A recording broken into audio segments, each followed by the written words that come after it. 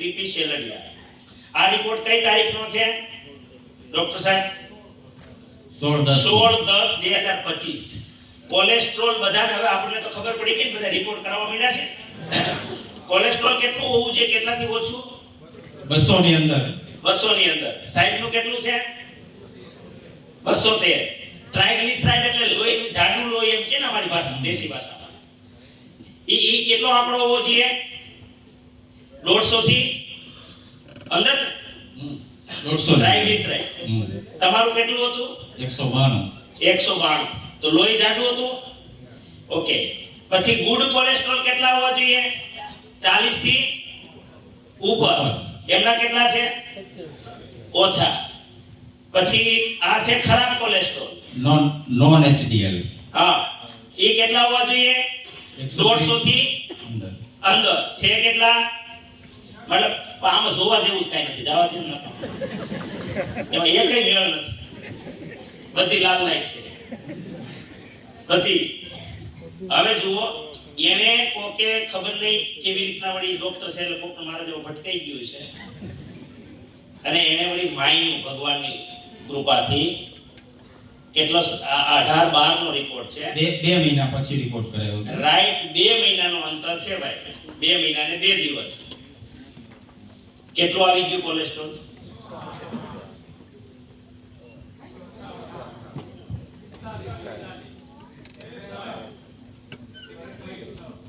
લાગે છે ક્યાંય ફેર પડ્યો હોય એવું? ટોટલ પડી ગયો. ટોટલ. ડોક્ટર કેટલી તકલીફ હતી? આ તો ખાલી કોલેસ્ટ્રોલ છે, બીજી તમે દવાઓ ઘણી બધી લેતા હતા એવું કહેતા હતા વર્ષોથી. હા, એ તો કોલેસ્ટ્રોલ હતું, બીપી હતું, બીપી અને માવા એ ગયા હતા એમ. અચ્છા, એ બધું આમાં છોડી દીધું. કાળુભાઈ નતા છોડાયા? હા. બીજો રિપોર્ટ બતાવું આપણી વચ્ચે. કદાચ આપણે પહેલી ઇનિંગમાં બહુ મોટા પાયે જ્યારે વ્યસન મુક્તિ અભિયાન ચલાવતા હતા એ સમયમાં કાળુભાઈ 2007 ની આજુબાજુ 7, 8, 9 માં મેં તમારું નામ બહુ સાંભળ્યું હતું. સુરતની અંદર બહુ મોટા પાયે વ્યસન મુક્તિ અભિયાન ચલાવતા. આપણી વચ્ચે છે કાળુભાઈ શેલડિયા. અને જેમ આજે ટીસી છાપડા પાગલ છે, મારા જેવા પાગલ લાગે, એમ અમારી લાઈનના જે છે એ સમાજ માટે. અને આ એની સ્થિતિ છે. પણ આ સ્થિતિ છે એની છે, એનો રિપોર્ટ છે. પણ આ એને આ ડોક્ટર સાહેબનું જે ઓબ્ઝર્વેશન મેં કીધું ને તમને મનીષભાઈ, ગઠિયા વા ને રિમેટોઇડ આર્થરાઇટિસ, જે વા કહીએ આપણે, એની કોઈ ઈલાજ જ નથી એલોપેથીની અંદર. એલોપેથીમાં જેનો ડોક્ટર સાહેબ એમ કહે છે કે ઈલાજ જ નથી. અને લેવલ કેટલું હતું કાળુભાઈનું? અહીં દેખાય છે? નો દેખાતું તો અહીં કાઈ નહીં ભાઈ. 20 ની અંદર હોવું જોઈએ. હોવું કેટલું જોઈએ સાહેબ? 20 થી અંદર. છે કેટલું? 34. અને આ બીજો રિપોર્ટ છે. હવે આ રિપોર્ટ કઈ તારીખનો છે આપણો? 3 મહિના. 3 મહિનાનો ફરક છે. અને આ રિપોર્ટની અંદર આ તારીખ છે, આ 3જા મહિનાનો છે ને, આ મહિનાનો છે ને, 6 તારીખનો છે. 6/3. આ મહિનાનો 6/3 તારીખનો રિપોર્ટ છે. 20 ની અંદર હોવું જોઈએ, એની જગ્યાએ 1 થઈ. 1 અહીંયા બેઠા છે કાળુભાઈ. 1. હવે આ ચમત્કાર તે દિવસે ડોક્ટર સાહેબ મારી ભગવાન સાથે વાત થઈ હતી એ કે મારી 27 વર્ષની જિંદગી અને કદાચ આ એલોપેથીના ઇતિહાસમાં આ ઘટના કદાચ કોઈએ નહીં જોઈ હોય. આ પહેલી વાર આ ઘટના છે. એટલે ડોક્ટર સાહેબને કહેવાનું એ હતું કે કઈ જાતની પ્રોડક્ટ છે. હેલો, જેને તમે પ્રોડક્ટ માનો છો ને, હકીકત પ્રોડક્ટ છે જ નહીં. આ 100% ટીસીજીએ કીધું ને, આ ઉપરવાળાનો આશીર્વાદ છે. હજી આગળ આ કાળુભાઈના રિપોર્ટ છે બ્લડના. એનું પણ કોલેસ્ટ્રોલ 223. જેવું સાહેબનું હતું ને એવું જ બધું લગભગ રિપોર્ટ છે આ. અને એ અત્યારે જે આવ્યો છે રિપોર્ટ એ 223 હતું કોલેસ્ટ્રોલ 3 મહિના પહેલા, એ આવ્યું કેટલું 131. હેલો,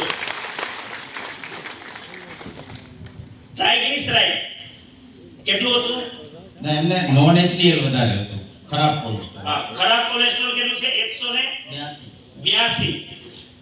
એ આવી ગયું 101 ઉપર. કાળુભાઈ તમારું. અને કાળુભાઈ તો પાછો જો મજાની વાત ઈ છે, આ ખરેખર આ છે ને આ સાચો એક્સપેરિમેન્ટ કહેવાય. ઘણી વાર તો એવું હોય, હું આરસીએમ કરું છું અને તમે મને પ્રોડક્ટ મેં આપી તો કદાચ મારી ભાવનાઓ હોય, મારી પોઝિટિવિટી હોય, પણ કાળુભાઈ તો કઈ લેવા દેવા જ નહોતું. હે ને? કાળુભાઈને કઈ લેવા દેવા નહોતા. અને મારે એને એટલે બોલાવવા છે કે એને ખરેખર કેટલી રાહત દેખાય. આ રિપોર્ટ તો બતાવે છે, પણ રિયલ એને કેવું ફીલ થાય છે. કાળુભાઈ એકવાર તમારે અમને થોડું આ લોકોને માર્ગદર્શન મળે એના માટે. બીજા આપણા ભાઈ આવ્યા છે અજયભાઈ નાઈ. અચ્છા છે, વેલકમ સર. થોડીક વાર છે, આવશે એટલે નહીં, અડધો કલાક. તમને કેવું ફીલ થાય ખરેખર આ રિપોર્ટ તો કે છે? નમસ્કાર મિત્રો, આજે ટીસી સરને સાંભળ્યા પછી એવું લાગ્યું કે એ બિઝનેસમેન નથી, એને કોઈ બિઝનેસની વાત નથી કરી, એણે ખાલી તમારા સ્વાસ્થ્ય માટે, તમારા સુખ માટે વાત કરી. દિનેશભાઈ પણ આપણે એવી જ વાત કરી છે. દિનેશભાઈની મારે મુલાકાત થોડો ટાઈમ પહેલા થયેલી, હું આમ એને નામથી આ રીતે ઓળખતો હતો. ખૂબ સરસ કામ કરે છે, પણ ડોક્ટર સાહેબ તો અમે સાથે રહીએ અને મારી તકલીફો, જો કે હું દવાઓ કઈ લેતો નહીં, કોઈની દવા લેવી હોય તો હું થોડુંક ડોક્ટરથી આમ દવાથી ડરતો હતો કે જે દવાઓ કારે પણ મને મજા ન હોય તો તાવ કે શરદી થયો તો અઠવાડિયામાં દવા ન હોય, એમ માનસિક રીતે તૈયાર થઈ જાવ અને રોગ મુક્ત થઈ જાવ. કારે પણ દવા લેતો નહીં, પણ થોડા ટાઈમ પહેલા મને એવી તકલીફ થઈ, લગભગ 10 કિલો વજન ઘટી ગયું. હકીકતમાં ડોક્ટર સાહેબ મારા ખૂબ ચિંતક છે. એ આ બધું કરે મને ખબર નહોતી, અને એને ચિંતા એવી કરી મને કે આ કાકા લેવાની તમારે. મેં કીધું એની છે, દવા હું લેતો કે દવા નથી, આ ખોરાક છે, આ તમારે લેવાનો. પણ એને હું હૃદયથી કહું, મારા ચિંતક એટલે એનું માન્ય કરું, અને મેં લીધી. આ લગભગ 2-2.5 મહિના દવા લીધી અને રિપોર્ટ ત્યાર પહેલા કરાયો ને અત્યારે જ રિપોર્ટ આવ્યો. એ એટલો સરસ રિપોર્ટ આવ્યો તો એને પણ આશ્ચર્ય થયું કે એટલો બધો ફરક આવી શકે. પણ જે પ્રોડક્ટ મને આપી અને જે મેં આરસીએમની જે વસ્તુનો યુઝ કર્યો એટલે કે મને ખૂબ ફરક પડ્યો. અને હજુ પણ જે પણ તકલીફો હશે એ હજી એને ગેરંટી તમને સારા કમ્પ્લીટ કરી દઈશ. તમને પહેલા કરતા અત્યારે કેવું ફીલ થાય છે? ખરેખર બોડી શું કહે છે પહેલા કરતા?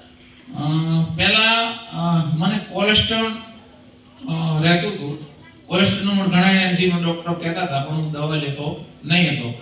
પણ કોલેસ્ટ્રોલમાં ઘણો બધો ફરક આવ્યો. પછી હેમોગ્લોબિનની અંદર પણ મારે ઓછું થઈ ગયેલું, પણ એ પણ મને એકદમ કંટ્રોલમાં આવ્યું. પહેલા મને એટલો થાક બહુ અનુભવતો હતો. બીજા કરો એક લગભગ 2-3 મહિનામાં 10 કિલો વજન ઘટી જાય તો ઘણા મને કહે કાળુભાઈ તમારી ઉંમર મળી દેખાવા.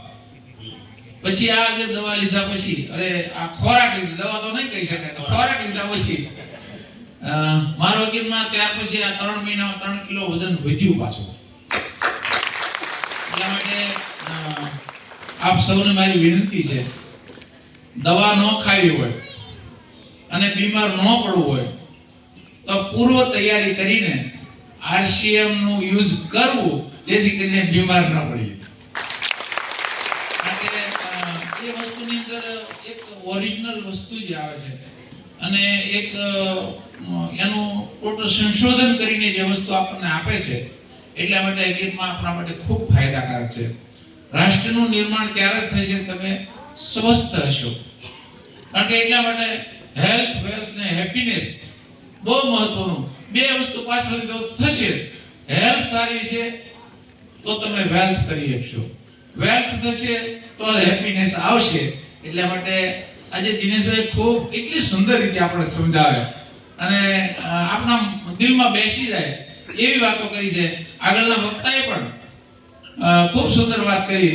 પણ દિનેશભાઈ તે તમારી જે સમજાવવાની જે ટ્રીક છે એ ખૂબ લોકોને ગમે છે. 100%ની વાત છે. અને હવે હું પણ ઈચ્છા રાખું કે આ રાષ્ટ્ર નિર્માણ માટેનો પ્રયાસ હોય. હું સામાજિક ક્ષેત્રને કારણે, સામાજિક માણસ હોવાને કારણે મારે પણ આને થોડો ઘણો કાંઈ પણ ભાગ લેવો જોઈએ અને લોકો સુધી વાત પહોંચાડવી જોઈએ એ ભાવનાથી આપણે આ વાત કરું છું.